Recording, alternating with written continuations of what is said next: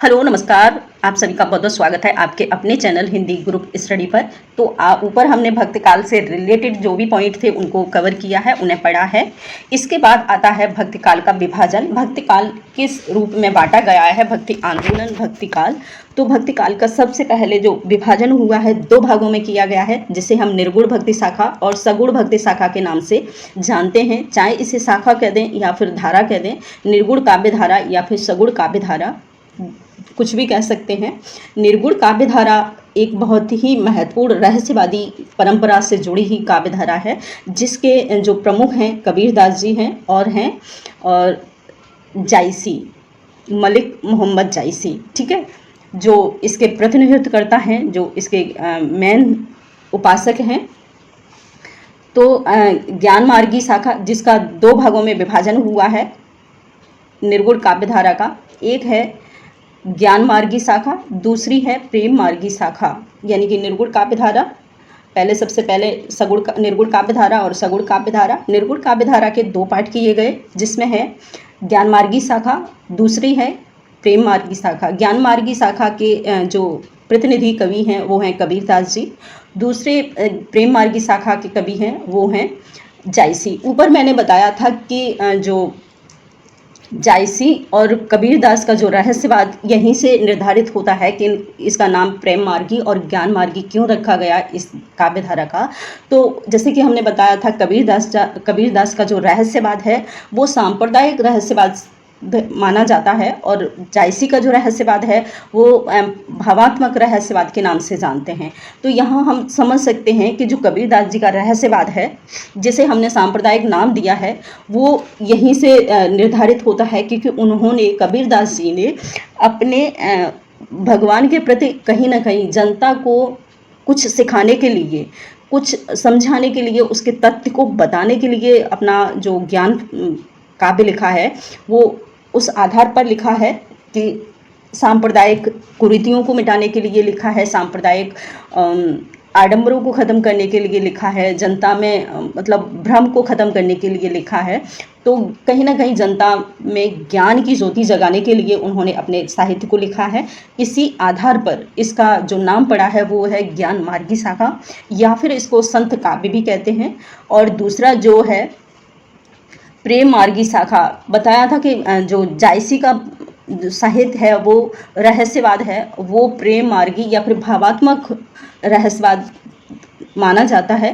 तो जो भावात्म है वो कहीं ना कहीं भगवान के प्रेम से या फिर नायक नायिका के प्रेम को दर्शाते हुए कहीं ना कहीं भगवान को प्राप्ति की, भगवान को जानने का एक प्रेम भावनाएं भगवान के प्रति जागृत करना ही प्रेम मार्गी का अर्थ है, जिसे सूफी काव्य धारा कहा जाता है और जिसके प्रवर्तक हैं जायसी। इसके बाद आता है हमारा सगुण काव्य धारा।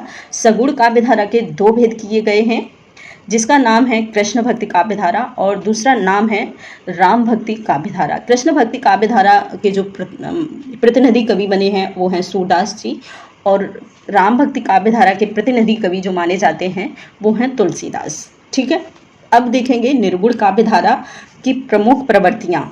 ठीक है, निर्गुण काव्य धारा की प्रमुख प्रवृत्तियां। निर्गुण काव्य धारा किस काव्य धारा को नाम दिया गया है, पहला पॉइंट डालकर आप लिख सकते हैं। निर्गुण काव्य धारा का पहला पॉइंट है जिन भक्त कवियों के द्वारा निराकार ईश्वर की उपासना की गई उनके द्वारा रचित काव्य को ही निर्गुण काव्य धारा कहा गया। यानी कि तुलसी ने किसी भी एक मूर्तिकार भगवान को भगवान नहीं माना है, उन्होंने निर्गुण ब्रह्म यानी कि सच्चा ज्ञान, भगवान को एक उच्च कोटि का ज्ञान प्राप्त है, जिसका कोई आकार नहीं है, जिसका कोई रूप नहीं है, जिसका कोई रंग नहीं है, उस प्रकार का काव्य को निर्गुण काव्य धारा के अंतर्गत रखा गया है कबीर के जो काव्य है।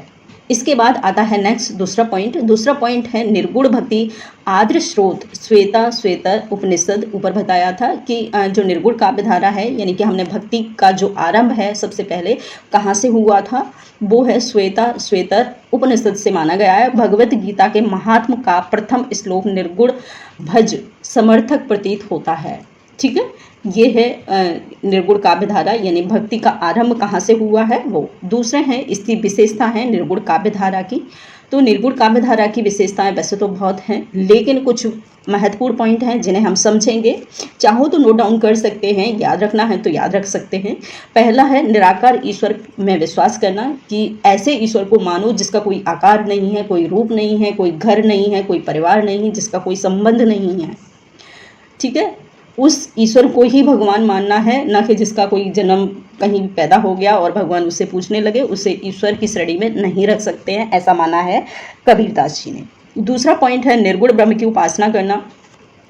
तीसरा पॉइंट है लौकिक प्रेम के द्वारा अलौकिक आध्यात्म प्रेम की अभिव्यक्ति करना। बहुत ही महत्वपूर्ण ये पॉइंट है, यानी कि वो कहते हैं कि किसी को भगवान मानकर अलौकिक उस ईश्वर को मानना, उस ईश्वर में अपनी अभिव्यक्ति, उस अपना प्रेम अभिव्यक्त करना ही एक लौकिक प्रेम है। इसके बाद धार्मिक रूढ़ियों एवं सामाजिक कुरीतियों का विरोध किया है। दूसरा है जाति प्रथा का विरोध किया है। रहस्यवाद का प्रभाव है। इसके बाद हिंदू मुस्लिम एकता का समर्थन करते हुए इन्होंने बहुत प्रयास किए हैं। नारी का सम्मान किया है इन्होंने। दूसरा है एकेश्वरवाद का समर्थन किया है। इन्होंने कहा है कि नहीं, मुस्लिम, ईसाई, हिंदू, इन धर्मों में अपने अलग अलग भगवान होते हैं। उन्होंने कहा है कि सबके भगवान एक हैं, चाहे वो मुस्लिम हो, हिंदू हो, ईसाई हो, पंजाबी हो, कुछ भी हो। तो इन्होंने एकेश्वरवाद को समर्थन किया है। सद्गुरु का विशेष महत्व दिया है। इनका मानना है कि अगर गुरु अच्छा मिलता है तो भगवान की प्राप्ति स्वतः ही मिल जाती है। तो इन्होंने गुरु को भगवान से बढ़कर गुरु को महत्व दिया है कबीरदास जी ने। ठीक है। इसके बाद आता है साधारण सुधार एवं जन जागरण की चेतना का प्रयास। समाज में फैली हुई बहुत सारी ऐसी कुरीतियाँ जो आज भी हम देखते हैं, उन सारी कुरीतियों को दूर करने का प्रयास लगभग 1300 ईस्वी के समथिंग कबीरदास जी ने पहले ही कर लिया था। जो आज भी पैदा हैं उन कुरीतियों को उन्होंने समझ लिया था, और उन कुरीतियों को मिटाने के लिए कबीरदास जी ने कम से कम आज से लगभग 700 वर्ष पहले ही उन्होंने इन कुरीतियों को समझ के इन्हें मिटाने का प्रयास किया था, जो आज हम देखते हैं। वो कुरीतियाँ उस टाइम थी, आज भी हैं। दूसरा है शांति रस का प्रधानता। शांति रस का जो मूल है उसे निर्वेद कहते हैं। शांति रस का जो शांति रस का स्थायी भाव निर्वेद है, यानी कि जिससे भगवान की प्रधानता जिसमें होती है, सच्चाई होती है, उसे निर्वेद शांति रस की प्रधानता है। दूसरा है सदुकड़ी भाषा, उलटवासियाँ काव्य शैली का प्रयोग हुआ है। सदुकड़ी भाषा जो इन्होंने की है, जिसमें 5 या 6 उनकी कोई प्रॉपर अपनी भाषा नहीं थी, जहाँ के जो कवि थे वहाँ उन्होंने वैसे ही अपनी काव्य रचना की है। वो तो जैसे जो कबीरदास का जो साहित्य है वो उसमें बहुत सारी भाषाओं का मेल मिलता है। ब्रज भाषा है, अवधी है, और बहुत सारी भाषा हैं जिसे उन्होंने सदुकड़ी भाषा का नाम दिया है, या फिर पंचमेली खिचड़ी कहा है आचार्य रामचंद्र शुक्ल ने कबीरदास जी की भाषा को। इसके बाद है आचरण की पवित्रता पर जोर दिया है, यानी कि झूठ मक्कारी नहीं इन्होंने अपनाने को वो किया है, इसका विरोध किया है। इसके बाद है निर्गुण भक्ति के मूल तत्व, और ये प्रमुख विशेषताएं आप याद रख सकते हैं। इसके बाद आते हैं इसके मूल तत्व में देखेंगे अनादि अनंत अनाम अज्ञात ब्रह्म का नाम जप करना। ठीक है। और दूसरा है मानसिक भक्ति करना। तीसरा है प्रेम में आध्यात्म के कर्मकांड की अनपेक्षित रूह हताओं को दूर करना। जाति वर्ग वर्ण सब से महत्वपूर्ण है संबंधी भेद से रहित विश्वव्यापी धर्म सहज साधना करना, यानी कि जो जाति पाति प्रथा फैली हुई है उसको खत्म करना। दूसरा है निर्गुण काव्य धारा के भेद।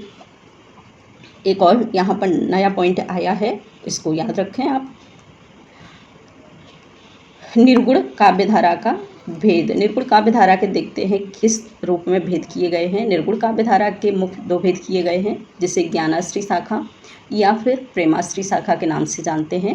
तो आज यहाँ तक हम समझेंगे, और इसके बाद नेक्स्ट जो वीडियो में हम यानी कि ज्ञानाश्री शाखा के जो महत्वपूर्ण पॉइंट हैं समझेंगे ज्ञानश्री शाखा क्या है उसको समझेंगे और प्रेमाश्री शाखा को समझेंगे। तो आज इतना ही, नेक्स्ट वीडियो का इंतज़ार करिए और थैंक यू। जुड़े रहिए हमारी ऐसी महत्वपूर्ण जानकारी के लिए। Thank you.